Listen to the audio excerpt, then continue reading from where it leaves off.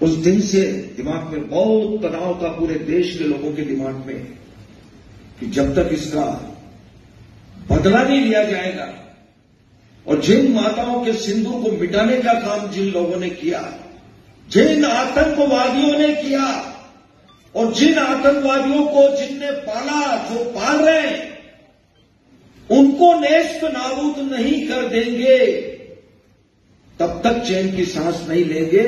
और यशस्वी प्रधानमंत्री जी को हम धन्यवाद देना चाहेंगे और पूरा देश की वो सेना, वो सैनिक उनके चरणों में नतमस्तक है, उनके चरणों में पूरा देश नतमस्तक है।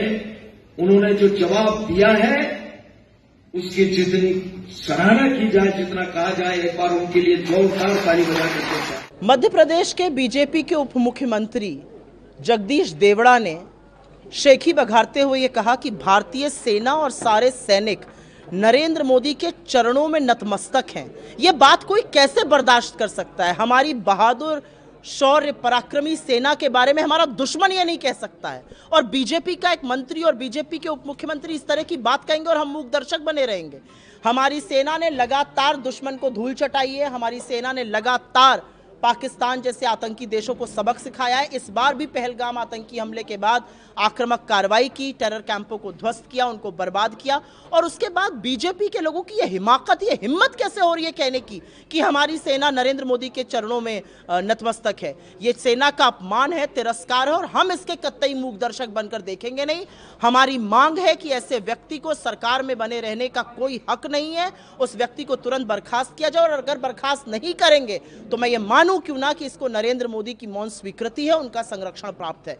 आप ये देख लीजिए कि विजय शाह जो मंत्री हैं मध्य प्रदेश सरकार में और जिन्होंने इतनी घिनौनी अभद्र बात एक बहुत ही बहादुर वीर सैनिक बेटी कर्नल सोफिया कुरैशी के लिए की, उनके खिलाफ क्या किया बीजेपी ने? कोई एक कार्रवाई हुई? उनके खिलाफ क्या किया सरकार ने? हाथ पे हाथ धरे बैठी रही जब तक कि जबलपुर हाईकोर्ट ने एफआईआर का आदेश नहीं दिया। और एफआईआर भी ऐसी बनाई गई जिस पर हाईकोर्ट को ये टिप्पणी करनी पड़ी, इसमें ऐसा कुछ भी नहीं है जिससे कि अभियुक्त के ऊपर मामला चल सके। आपने उनको बचाने के लिए एफआईआर बनाई है या उनको दोष डालने के लिए बनाई है? कोर्ट ने उसमें सुधार करने को कहा है और कोर्ट फिर से ये मामला सुनेगा। लेकिन ये पूरी तरह से बीजेपी का असली चाल चरित्र और चेहरा दिखा देता है दुनिया को, देश को। ये वही लोग हैं जो मुखबिरी करते थे, माफीनामे लिखते थे। इनकी रगों में बलिदान का नहीं, मुखबिरी का खून दौड़ता है और इसलिए ये सेना का इस तरह के से अपमान और तिरस्कार करते हैं। लेकिन मैम, इनको जाति पता लग जाती, उन्होंने आज ट्वीट किया तो बाकी दो लोगों को भी जाति पता लग जाती। मेरा अपना मानना है कि भारतीय सेना के बारे में बोलते वक्त हर व्यक्ति को कॉशियस रहना चाहिए,